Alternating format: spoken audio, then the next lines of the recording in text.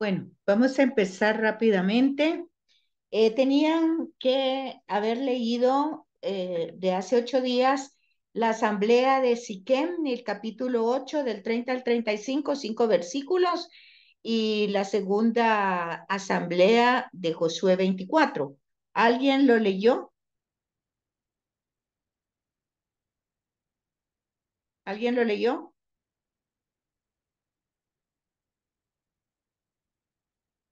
¿Aló? ¿Alguien, Buenas, alguien leyó la primera asamblea de Siquem y la segunda? no, no, licenciada, no nos había dicho. Sí, les dije que leyeran Josué 8 del 30 al 35 y Josué 24. Eso fue hace 8 días, no hoy.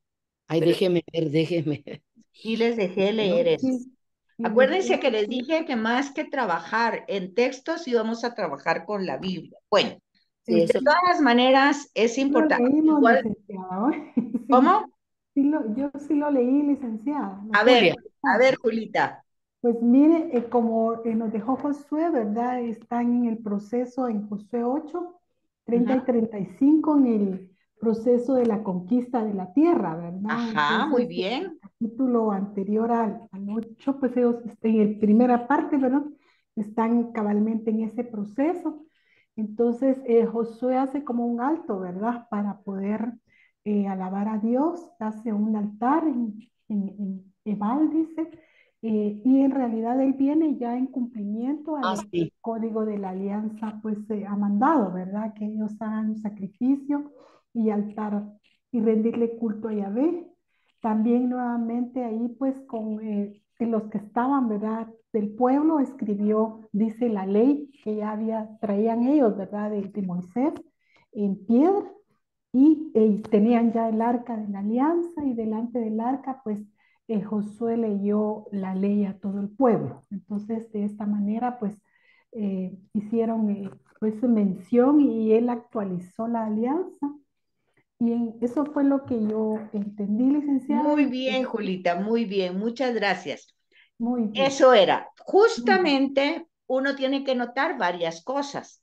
En primer lugar, como aunque se deje esos versículos que eran solo 5, ya dijimos que tenemos que poner en contexto el tema, ¿verdad? Entonces, esa primera alianza hay que tomarla en cuenta que ha entrado la conquista y ha tenido la primera parte de la conquista con Ai. De la parte de Siquem dice que hay 45 kilómetros de distancia. Entonces, es difícil, dice, esta primera asamblea no tiene ninguna introducción, sino que va de la conquista de Ai, pues ya entra a, a la primera asamblea que se desarrolla en Siquem.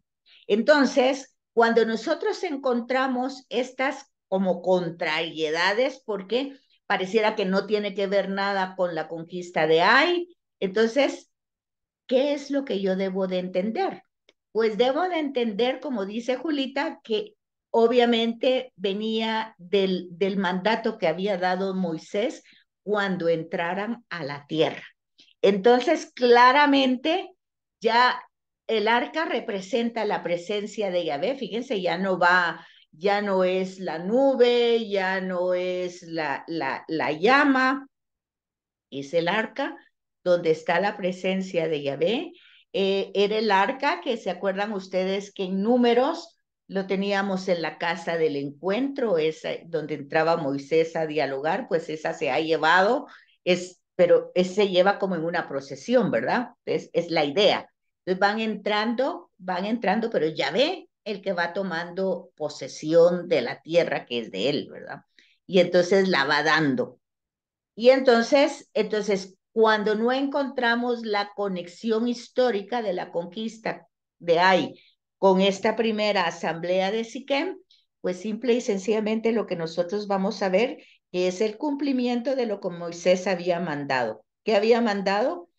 Cuando paséis el Jordán para ir a la tierra que Yahvé tu Dios te da, erigirás grandes piedras, las blanquearás con cal. Levantarás ahí en honor a Yahvé, tu Dios, un altar de piedras, sin labrarlas con el hierro. Con piedras sin labrar harás el altar de Yahvé, tu Dios, y sobre este altar ofrecerás holocaustos a Yahvé, tu Dios. Ahí también inmolarás sacrificios de comunión.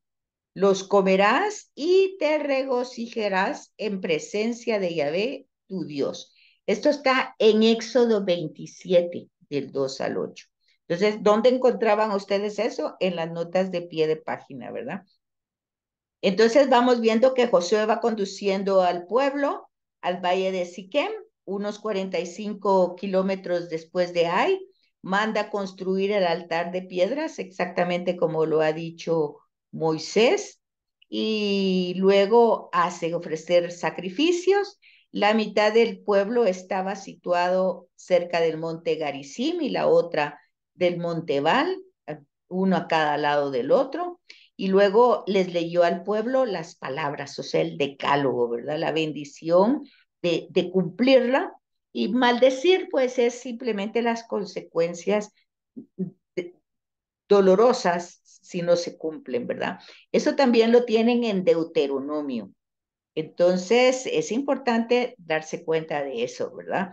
De ver cómo, qué es lo que está pasando aquí entonces, así que en poquitas palabras, pues está ratificando la alianza de parte del hombre, ¿verdad? O sea, del pueblo. O sea, ya Moisés lo hizo en el Sinaí, ya dio las instrucciones de lo que hay que hacer a la entrada de la tierra, pues entonces ahora se ratifica nuevamente la alianza ahora de parte del pueblo, ¿verdad?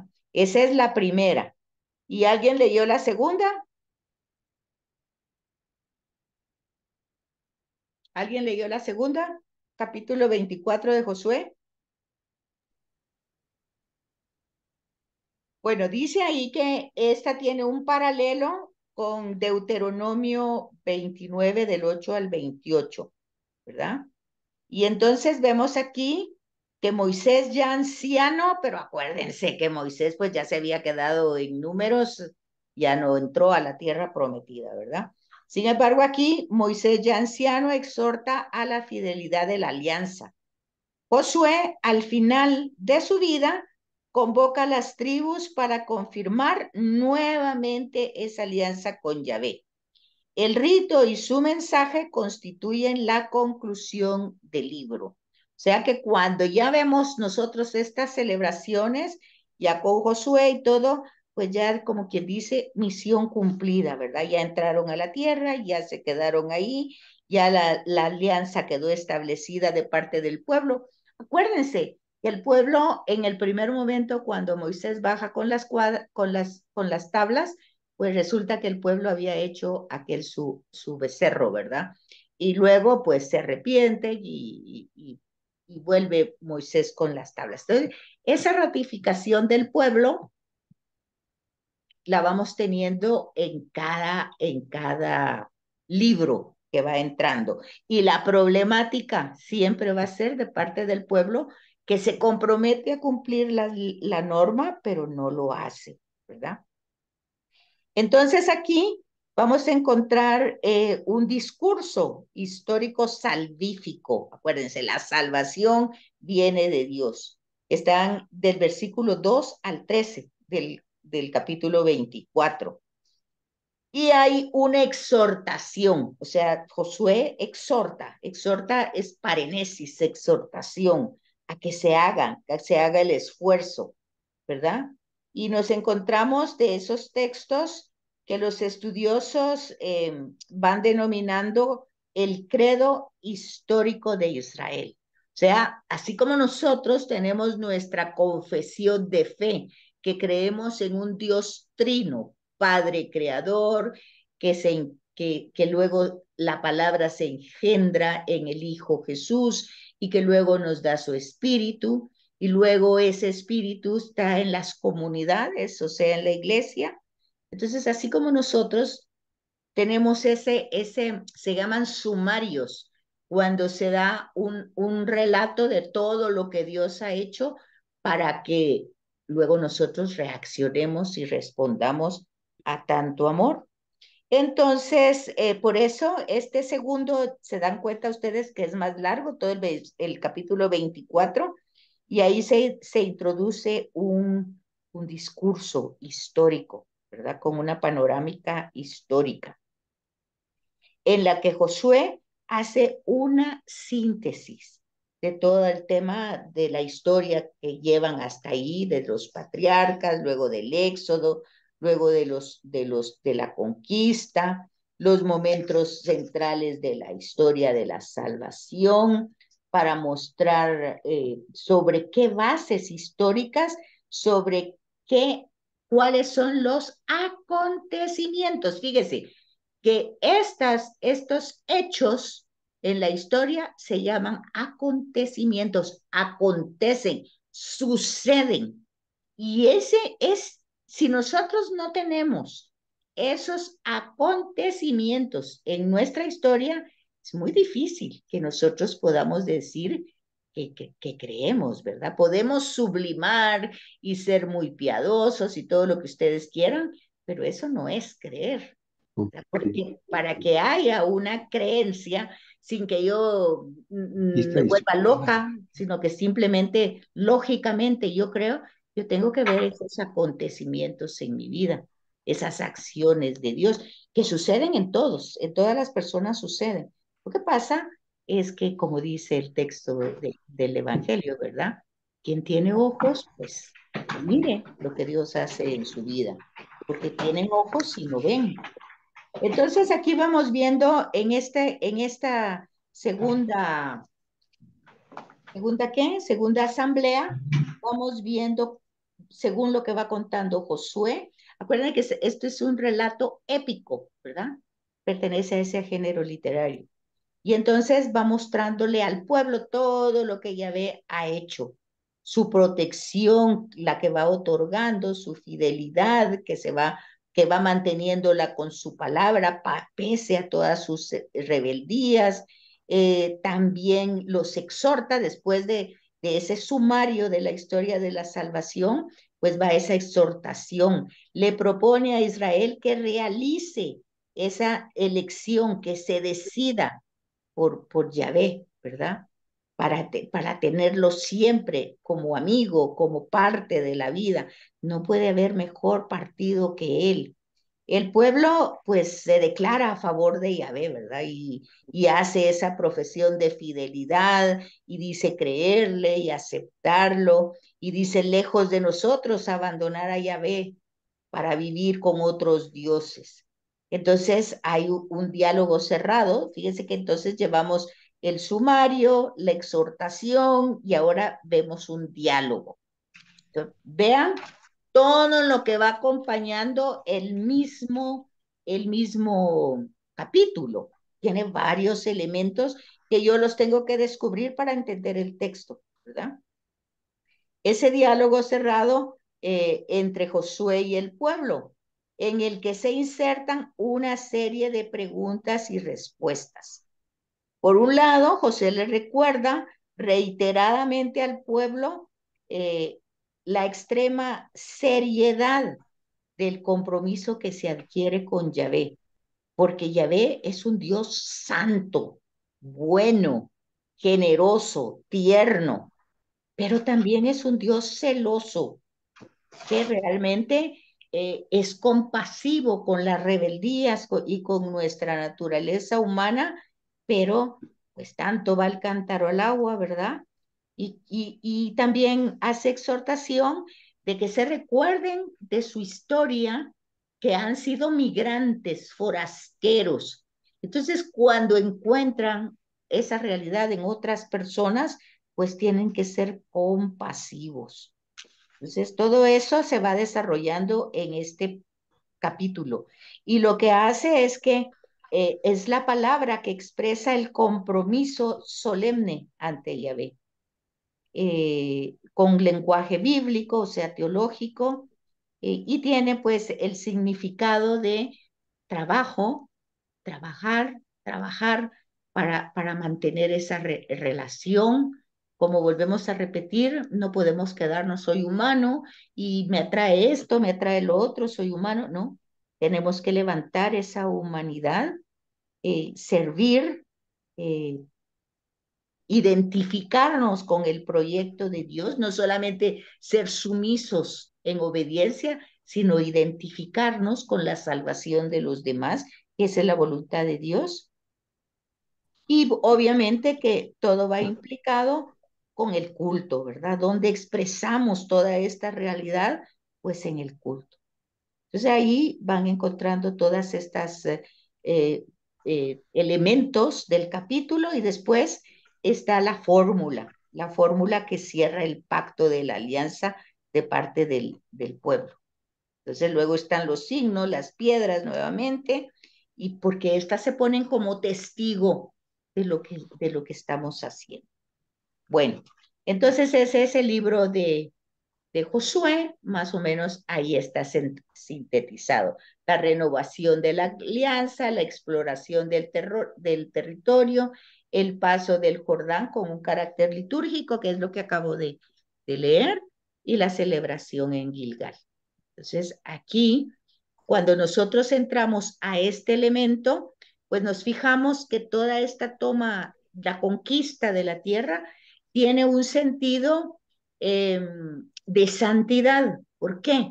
Porque, como les dije anteriormente, cada nación ha pues erigido una divinidad y entienden su realidad, si es pues fecunda, porque ese Dios es fecundo, es bueno, les da, y entonces ofrecen sacrificios de vida, sacrificios humanos, sacrificios de orgías para ser fértiles, en fin, tienen sus propios ritos, pero aquí van ustedes viendo que Yahvé es el dueño de todo, ¿verdad?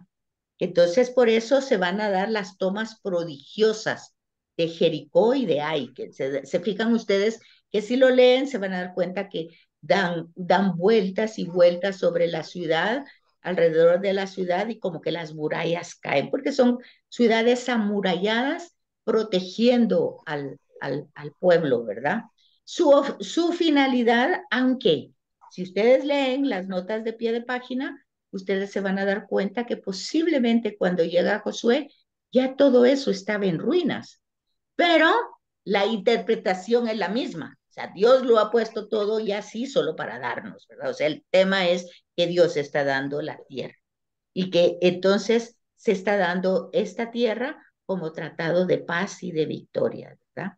Y por eso es que se va presentando todo como un tema de la alianza, como renovación de la alianza, que es el tema central y que lo vamos a encontrar, como ya lo dijimos anteriormente, con la alianza de Abraham, con la alianza de Moisés, y ahorita lo vemos con la renovación con Josué en Siquem, que es básicamente es el tema central, ¿verdad? Y luego ahora entramos al libro de los jueces. ¿Se recuerdan que les dije que son lecturas muy pequeñas y que habría que escoger algún libro, algún juez pequeño para hacer un comentario? No sé si les dio tiempo a hacerlo, ¿no? Y no, Lick. Bueno, acuérdense que tienen que ir leyendo, porque si no van Vamos leyendo, a poner, no va a ser posible que nosotros avancemos, ¿verdad? creo que nos íbamos a poner de acuerdo, licenciada, de cuál leíamos. Pero no lo hicieron. No nos pusimos de acuerdo, No, licenciado. licenciada. No se pusieron de acuerdo. No, porque tal vez no comprendimos bien cómo era la mecánica que usted quería. Pero acuérdense que casi siempre les pregunto yo que si tienen dudas, preguntas, Es cierto. porque si no entienden, para que me pregunten, ¿verdad? Y así vuelvo a aclarar. Tenemos que ir leyendo, eso está claro. Sí. Cada cosa que hacemos, tenemos que ir leyendo. De la clase anterior les dejé leer Cantar de los Cantares. Hay que leer. Y ahora hay que leer un libro de jueces. Uno. Entonces, hay que leer. Y cuando digo leer, leer la introducción, leer el texto y leer las notas de pie de página. Hay que leer. No quiero trabajo escrito, quiero comentarios. ¿Se recuerdan que les dije? Que no da tiempo, de que, así como ahorita ya vamos la segunda clase, no da tiempo que ustedes hagan un trabajo, lo envíen. Entonces necesito que ustedes participen en la clase para que si alguien no leyó se enriquezca con eso o le inquiete o lo pueda leer. Entonces, no quiero trabajos escritos, quiero lecturas y compartir en clase. Entonces, para dentro de 8 días, Cantar de los Cantares y un libro de jueces. Perfecto. Ok, bueno. Entonces, para que tengamos ideas claras, Libro de los Jueces es la historia religiosa del pueblo de Israel cuando ya entró en Canaán. Entonces, es un periodo largo de la historia que durará hasta Samuel. Samuel es el último de los jueces. Entonces, fíjense que aquí les da, por ejemplo, que es un periodo que aunque tenemos jueces pues con periodos cortos, por decir así, que van a desarrollar su papel de juez, está de 1225 a 1030. O sea que son casi 200 años, ¿verdad? Hasta el momento con Samuel, donde Samuel es el último de los jueces y es quien unge a Saúl como primer rey, ¿verdad? De Israel. Y entonces, este libro, estos jueces, ¿verdad? Son varios libros, porque cada juez es un libro. Entonces, va a ir como contando la historia que está sucediendo en este periodo que le toca desarrollar a este personaje. Entonces, nosotros lo que vamos a descubrir ahí es pues la realidad que están viviendo, que en su mayoría son problemas con los filisteos, con los amorreos, en fin, con distintas tribus o distintas poblaciones que también se habían ido asentando ahí, ¿verdad? Entonces sigue habiendo la conquista de la tierra y la protección ya no en el sentido de conquistarla, pero sí de conservarla o de desarrollar más territorio, ¿verdad? Entonces, por eso nosotros vamos a ir encontrando las circunstancias históricas que está llevando el pueblo ya viviendo en Canaán. Eso es lo primero que vamos a ver ahí. Y vamos a ver que la estructura, obviamente son generaciones nuevas, no son las generaciones que habían salido desde de Egipto, ¿verdad? Y que habían entrado con Josué, sino que ya ha pasado el tiempo, ya estamos hablando de 200 años. Hace 8 días hablábamos cuántas generaciones habrán en 100 años, pues habrán hasta 5 generaciones. 200 años, ya estamos hablando de 10 generaciones, y aquí vamos entendiendo algo. En la medida que el tiempo transcurre, hay una cierta tendencia de olvidarse de las maravillas que ha hecho Yahvé.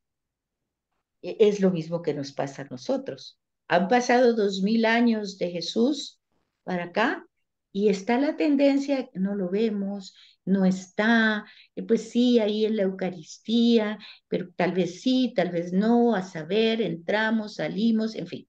Entonces, es importante darnos cuenta de que es lo obvio, ¿verdad?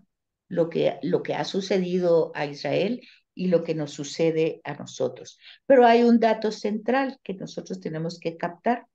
que después de la muerte de Josué hubo nuevas generaciones que no conocían a Yahvé.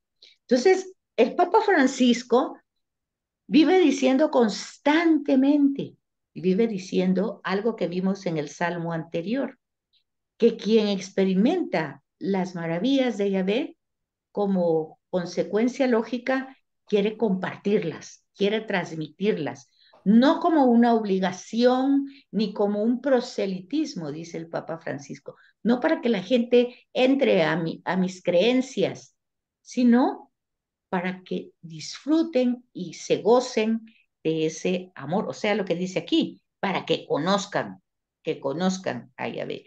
Ahí es el tema de las misiones. O sea, la misión es alguien que es enviado a alguien. O sea, no va por su propia, pues, ¿qué dijera yo?, decisión, sino que es llamado, lo que ustedes han visto con Abraham, Isaac, Jacob, Moisés, Josué, son llamados y son enviados. Igual pasa con los jueces. Entonces, estos tienen una función, que es la que los destinatarios, los contemporáneos de cada uno de ellos, conozcan a Yahvé.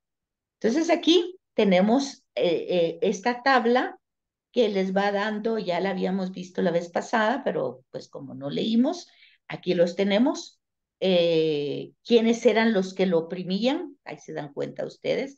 Lo que decíamos anteriormente, está cronológicamente ubicado los años que duraron en su puesto, por decir así, y la manera como eran oprimidos por estos otros grupos que también convivían ahí con ellos, los arameos, los moabitas, los filisteos, los cananitas, los madianitas, los amonitas. Bueno, entonces cada uno de estos tiene que lidiar, pero el punto aquí es lo mismo que hemos visto desde siempre, ¿verdad?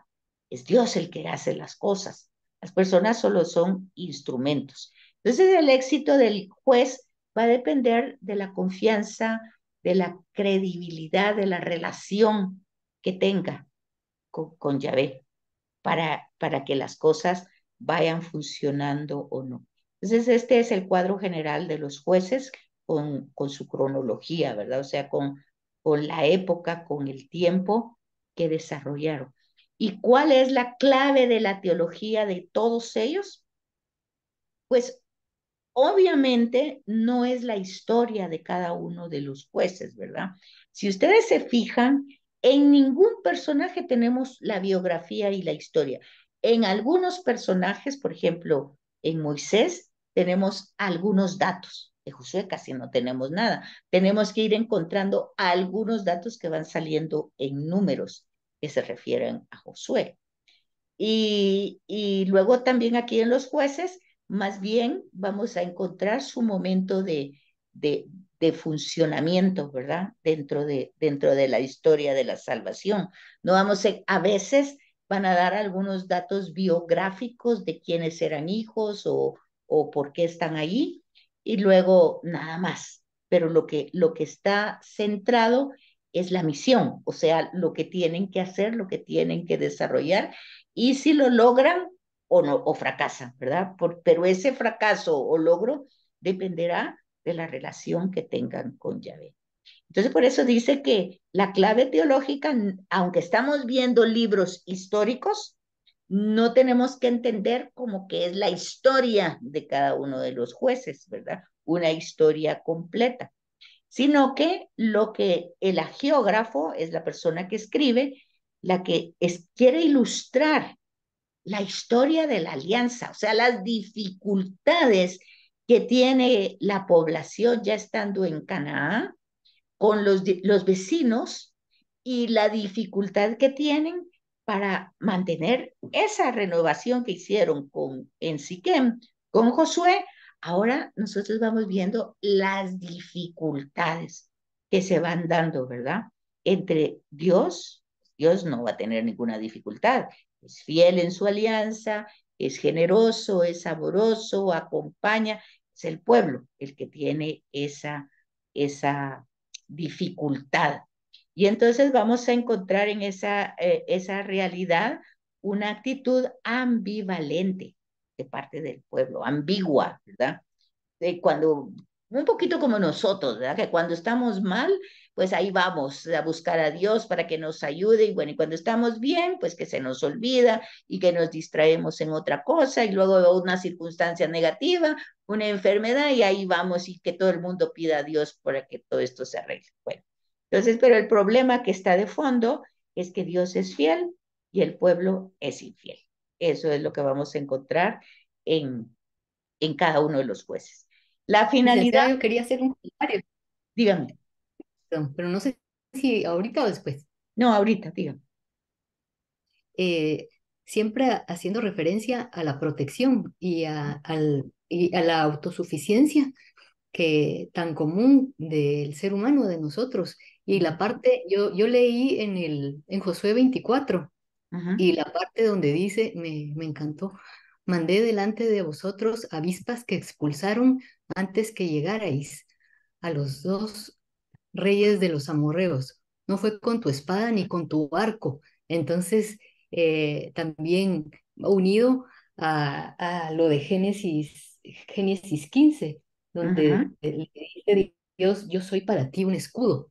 Entonces se va uniendo, esa fue preciosa en Génesis 15, cuando se le revela a Abraham y le dice, yo soy para ti un escudo, y sigue la continuación en toda la historia de la salvación. Y esta exacto. parte especialmente, también después, siempre hablando de Josué, iba por 12 donde mandé delante de vosotros avispas, Ajá, y en 13 dice, os he dado una tierra que no os ha costado fatiga, unas ajá, ciudades que no habéis construido, y en las que, sin embargo, habitáis, viñas y ajá. olivares que no habéis plantado, y de los que os alimentáis, o sea, todo es dado. Es que quería decirlo antes, pero no sabía cómo, cómo armarlo Pero con ya veo, Génesis. Rosana, pero es lo mismo con nosotros, es Así exactamente es. lo mismo. Todo de lo Sí, que disfrutamos, nosotros pensamos que no lo hemos ganado o lo hemos, y todo se nos ha dado. Entonces ese es el mismo.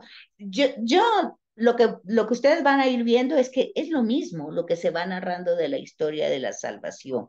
Es el carácter histórico, geográfico, es el que cambia, porque la historia de ellos y la nuestra y la de Jesús, pues varía, pero la realidad es la misma. Describe la situación después de que desaparecen realmente las bases fuertes, ¿verdad? Y cómo es difícil ocupar un lugar, en el caso de ellos, el territorio que se les ha dado, porque tienen amenazas, ¿verdad? Y también está el carácter religioso, doctrinal, ¿verdad? Donde se va interpretando toda esta relación de los jueces y la dificultad, pero es lo mismo que nosotros vivimos, ¿no? Y hay una canción de Juan Luis Guerra, búsquenla, se llama Avispas. Es una bachata y esa es la base de esa canción de Juan Luis Guerra. Óiganla y la comentan la semana entrante. Entonces, Ujú. luego, Licenciada, ¿le puedo hacer una pregunta? dígame. Le puedo hacer una pregunta. Sí, sí. Es que antes de que avancemos, en la diapositiva anterior, en lo que la clave teológica de la obra, Ajá. en lo que estaba anotado ahí, sí dice, no es una narración histórica completa. Ajá. El geógrafo ha querido ilustrar la historia de la alianza Ajá. entre Dios y el pueblo. Hasta ahí Ajá. estamos bien. Ajá. Luego dice, precisando la actitud ambivalente de fidelidad de Yahvé. O Ajá. sea que da la idea de que es Yahvé de una actitud ambivalente. Y Ajá. luego No, la infidelidad del pueblo. sí. Pero eso da a entender el párrafo, licenciada, Pero porque dice precisando bueno. la actitud ambivalente de fidelidad de Yahvé. Ajá. Bueno, lo que pasa es que depende de cómo usted lo capte, ¿verdad? Pero la actitud ambivalente tendría que ser ambivalente, o sea, así es como nosotros lo entendemos, que si hacemos nosotros las cosas bien, nos va bien, que es lo que vimos anteriormente, la reciprocidad. Entonces, Así lo va a entender el pueblo cada vez que tiene consecuencias. Así lo entendemos todavía nosotros. Como que la actitud de Yahvé es ambivalente. Que si nosotros hacemos el bien, entonces nos da bien. Y si nosotros hacemos el mal, nos castiga. Así entendemos eso nosotros todavía. Pero no es así. Lo que nosotros nos vamos a dar cuenta es que Yahvé siempre va a estar fiel. No va a tener esa actitud ambivalente, más el pueblo sí lo va a tener. Pero la comprensión, por eso lo vimos anteriormente aquí. Por eso, fíjense que ustedes tienen que ir notando lo que se va diciendo anteriormente, porque a ver si lo encuentro. Creo que no lo voy a encontrar aquí. No me acuerdo, vamos a ver, pero era cabal cuando nosotros mirábamos, creo que estaba en los Salmos, creo que lo vimos ahí, que es la parte esta se me olvidó ahorita la palabra, pero es eso, que nosotros hacemos algo positivo y consideramos, mira, todo lo que yo he hecho por ti y ahora lo que me pasa. O sea, es una cosa así, ¿verdad? Como que un reclamo que le hacemos a Dios, como que no se ha fijado en todo lo que nosotros hemos hecho. Entonces, nosotros todavía interpretamos que cuando nosotros hacemos mal, Dios se aleja de nosotros, que Dios nos castiga, que Dios se enoja. Y no pasa así. Dios no tiene una actitud ambivalente, pero así lo entendemos, aún hoy. Y así lo entendió Israel. Por eso el tema de Israel era, ¿por qué perdimos la tierra? ¿Por qué fue en el exilio? ¿Por qué fue el exilio de Babilonia? Entonces, la fórmula era es esta. Dios nos dio la tierra, Dios nos lo prometió, nos lo dio. Nosotros, y nos dio la alianza. Nosotros teníamos que ser fiel a la alianza. Nosotros rompimos la alianza. Entonces, ¿qué pasó? Dios nos castigó. ¿Qué tenemos que hacer ahora? Nosotros tenemos que pedirle perdón a Dios, convertirnos, cambiar. Entonces nosotros cambiamos, nos convertimos y entonces Dios nos perdona. Y esa es como una fórmula, la que está comprendida, pero con Jesús ya no existe esa fórmula. Esa fórmula es lo que ellos van teniendo, incluso los profetas, pues se los van diciendo de otra manera, pero ellos lo comprenden así. Se han alejado de Yahvé, pero no es porque Dios los va a castigar, porque Dios va a tener una reacción por lo que ellos hicieron, que es lo que nosotros así entendemos. Entendemos que Dios nos castiga. ¿Y por qué lo entendemos? Porque en el texto los profetas lo van a decir con esas palabras. Pero si nosotros vamos viendo el hilo conductor, vemos que no pasa eso. No pasa esa ambivalencia de parte de Yahvé. Sí, porque luego Teresa de Jesús va a decir eso. Dios no se muda, Dios no cambia, pero vamos a encontrar en el texto la ira de Dios, la cólera de Dios, el castigo. Vamos a encontrar esas palabras. Pero entonces, si encontramos esas palabras, ahí hay ambivalencia de Dios. Si le damos la fuerza, es decir, Dios no, ya sabe que vamos a fallar, y entonces, ¿qué? Lo que vimos en Génesis 6. Y le pesó a Dios haber creado al hombre porque era mal todo en él. ¿Dónde está eso? Antes del diluvio. Pero ya vimos que no podemos tener esa lectura, esa interpretación, porque entonces ahí vemos ambivalencia de parte de Dios. Eso es lo que dice ese texto. O sea, nosotros tenemos que ir corrigiendo el hilo conductor con esas palabras, recordándonos por qué tenemos que corregir esas palabras. ¿Por qué? Porque fueron tradiciones orales primitivas que se escribieron con antropomorfismos, todo eso que estudiamos, y luego se pusieron por escrito. Y están puestas así, exacta. Pero nosotros tenemos que llevar el hilo conductor hasta Jesús, que manifiesta su amor de Dios. Y el hijo pródigo, ahí no